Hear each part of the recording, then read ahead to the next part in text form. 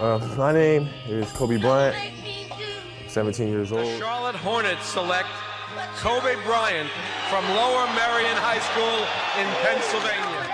Bryant for three, it's short again, air ball, it's Tyson, it's over. Lead is safe against the Lakers because of this man, Kobe Bryant, can take over. So hard, it was a hard-fought game, and we finally got a championship, and it feels great. 81-point game, 55 in the second half. Repeat back-to-back titles. The LA Lakers, the 2010 NBA champions. Thank you for all the inspiration.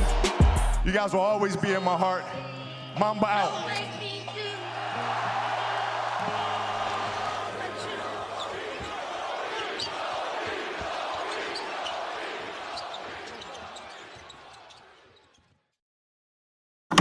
From the moment he burst on the scene with his prodigious talent, style, and charisma, comparisons to the NBA's greatest player were made.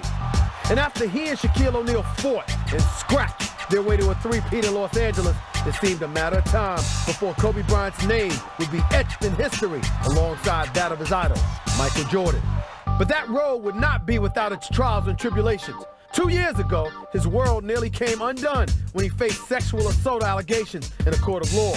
And like Jordan, Kobe's play would ultimately overcome all. The rift which sent Shaq packing to Miami, conflicts with head coach Phil Jackson, and a sometimes acrimonious relationship with the media. So, how will Kobe be remembered? As the man who broke up the three-time world champions? As a truly great Lakers scoring legend? Or as one of the players who eclipsed even the great Michael Jordan? These days, it seems anything's possible. The Kobe Bryant we saw heading into the 2005-2006 season was far from the rising star we had witnessed winning his first NBA championship. This Kobe was a little more damaged both on and off the court.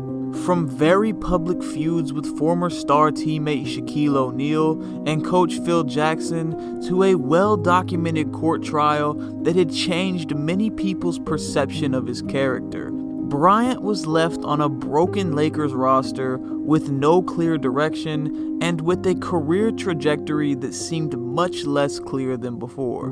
The previous season, Kobe had taken a step back in his progression, still averaging 27 points, but shooting his lowest field goal percentage since 1998, and being named to the All-NBA third team, instead of the first team selection he had become accustomed to.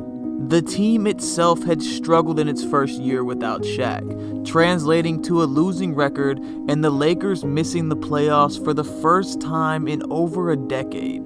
Questions were raised about whether or not Kobe could be the main centerpiece of a contending team, and as the pressure mounted, it became clear in Bryant's mind that it was him against the world. Now, after mending his relationship with Phil Jackson, leading to the coach electing to return to Los Angeles, the upcoming season would not only be a crossroads for the Lakers as a franchise, but for Kobe's entire career. You know, Jerry Rice told me, the great receiver, that he would, every time he stepped on the field, he would kind of tell himself he's not good enough, he has to prove. So the fear of failure was a way that he motivated himself. And I've heard you use that sometimes you feel like an underdog as well. Is that something that you have to kind of tell yourself so you push yourself even more? Yeah, well, the thing that I'm afraid of is not winning another championship. That's the thing That's a good fear, that fears right? me. Yeah, I mean, that really drives me. It was clear from opening night in 2005 that Bryant's mentality towards this season was different from anything that we had seen from him before. He was aggressive in his attack, relentlessly hunting for his shots and abusing opposing defenses despite clearly being their main focus. This led to a hot start, as Kobe scored over 30 points in each of his first 4 games, setting the tone for his season early and getting the Lakers off to a 3-1 start. In recent years, he had developed and perfected one of the game's greatest offensive skill sets, with a full bag of go-to moves that ranged from smooth finishes around the rim to elite footwork that produced difficult pull-ups in the mid-range and beyond. It was clear that in order for Los Angeles to win games, Bryant would have to be more aggressive in his hunt for scoring opportunities than ever before, as other than the acquisition of talented forward Lamar Odom the previous year, the roster was depleted compared to previous seasons. While this formula would make for an up and down season, it was the perfect circumstance to produce one of the greatest scoring seasons the game has ever seen. Well, I think the game itself is about competition, right? So when you step out on that floor, the person that you're playing against, your opposition, must feel that way. And if they don't feel that way, I can smell it out pretty quickly. You know what I mean? But and what do you do when you smell it out? You go right at them, and you try to take their will away from them. That's what you do, ain't it? You take people's will. Just tell the truth. That's what you do, well, Kobe. When you play the game, when you're out there playing basketball, man, that's what you have to do. That's what you try to do. Averaging 31 points through the first 24 games, the first legendary feat of the season would come on December 20th, 2005, where Bryant would accomplish something that nobody in the history of modern basketball had done before. In a 22-point win against the Mavericks, who would eventually go on to win 60 games on their way to the NBA Finals, Kobe would catch fire from the opening tip, knocking down difficult shots and attacking Dallas at every opportunity. That's all the way out like this man. Kobe keeps it alive for a little leader, and Kobe does it again. 16-11. How hot is Kobe? Pivotal one, and now Kobe hit on his way. Versus it anyway, even with the contact early. Inside he goes, gets contact, and looks for the three-point play. Very aggressive. He's trying to make a statement for his teammates. Kobe on the crossover. Got it again. He's got 46. Lakers lead by 19. Kobe doesn't have the numbers, but boy, he's trying to make his own statement. On the reverse, he does. That's why I said. Lakers by 21. I said, watch this. Repeat season for Kobe on the leader. Yes, a new career best in the foul. Kobe's at 58. Dallas ought to foul somebody else and Kobe can't get it. Now Kobe for three. I don't believe it. Incredible. 62 for Kobe. I take it back. He is good, but he has more than Dallas has. They better get him a standing O right now because this is the last you'll see him tonight. By the time the third quarter buzzer had sounded, Bryant had single-handedly outscored the entire Mavericks team, dropping a then career-high 62 points and becoming the first player to accomplish the feat since the shot clock was introduced in 1954. The big performance against Dallas would be just a glimpse at what was to come, as the new year would also bring in a new level of play for the Lakers star. After scoring over 40 points in 6 of the first 10 games of 2006, his performances thus far into the season had established Bryant as the game's top scorer. But a seemingly meaningless Sunday night game against a struggling Raptors team on January 22nd would be the day Kobe Bryant would officially become a legend. The Toronto Raptors, who were still trying to find their identity as a franchise since the departure of star Vince Carter in the early 2000s, came into the game as a sub-500 team. They were led by an aging Jalen Rose, who was infamous for trying to injure Bryant in Game 2 of the 2000 Finals, and featured a budding star and future Hall of Famer Chris Bosh. But few people expected much from them as they entered an away game at the Staples Center.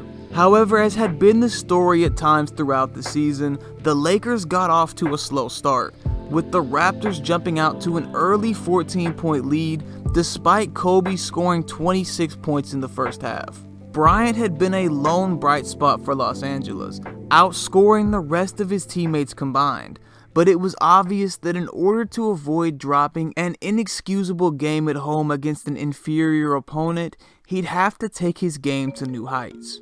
We just wanted to win the game. And, in that type of situation, we were down by 18, 20 points. And we needed some energy. And as the leader of the ball club, I have to provide that spark.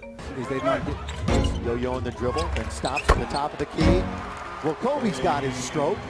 Didn't have it the other night for most of the game. Yeah. they're giving him the ball to see if he can add to it. Yes, he does. That's what Toronto's shooting right now. That tells you what the Lakers are doing defensively. Kobe again. Still 6.5 to play in the third. He pulls up for a three. Yes. Kobe again. There's Kobe trying to move around Mo Pete, trying to put him up.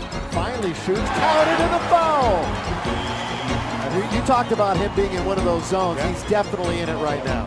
Yeah, I was just feeling emotionally. The feeling I had was I could run all day. The basket is pretty big. I didn't feel like I was in like one of those zones where the basket just feels like a big bucket. The basket felt bigger.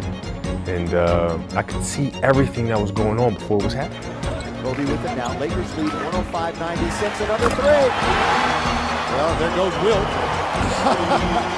67 points, Kobe Bryant. Bosh. For three again. Yes! Well, there's 70. He's got it again. Kobe's hand. Kobe guarded by Mo Peterson. Kobe pump fake for two. Kobe's got the Laker record. Two coming to get to 80 and 81. Bryant for 80. Kobe Bryant, 28 for 46 from the field.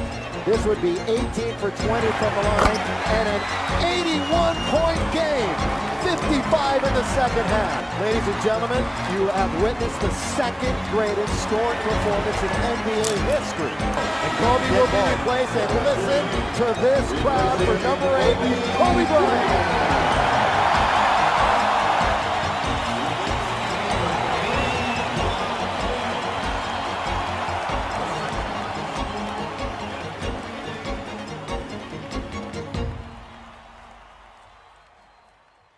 Kobe's 81 points is seen as the standard for elite offensive performances to this day, but it also capped one of the greatest scoring months in the history of professional basketball. Kobe had averaged 43.4 points per game in the month of January, the highest scoring output in a single month by any player not named Wilt Chamberlain, and had scored over 45 points in 4 straight games, joining Wilt and Lakers legend Elgin Baylor as the only players to ever accomplish the feat.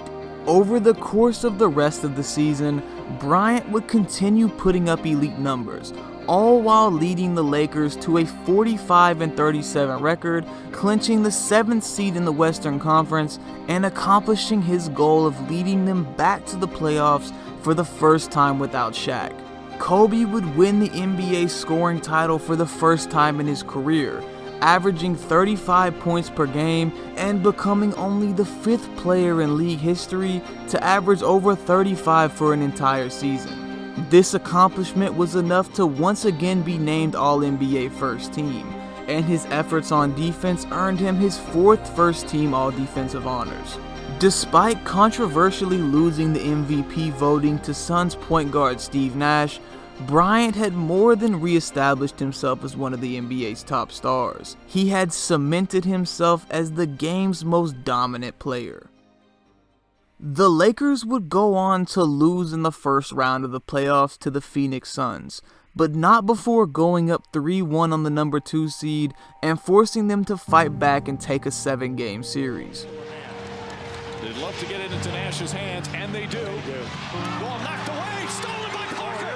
Here comes George to Kobe Bryant. Bryant inside, it's good, it's good, tie game. Walton could tip it. Bryant with the save. Oh, you gotta get a shot here. Final seconds. Bryant for the win. Bang!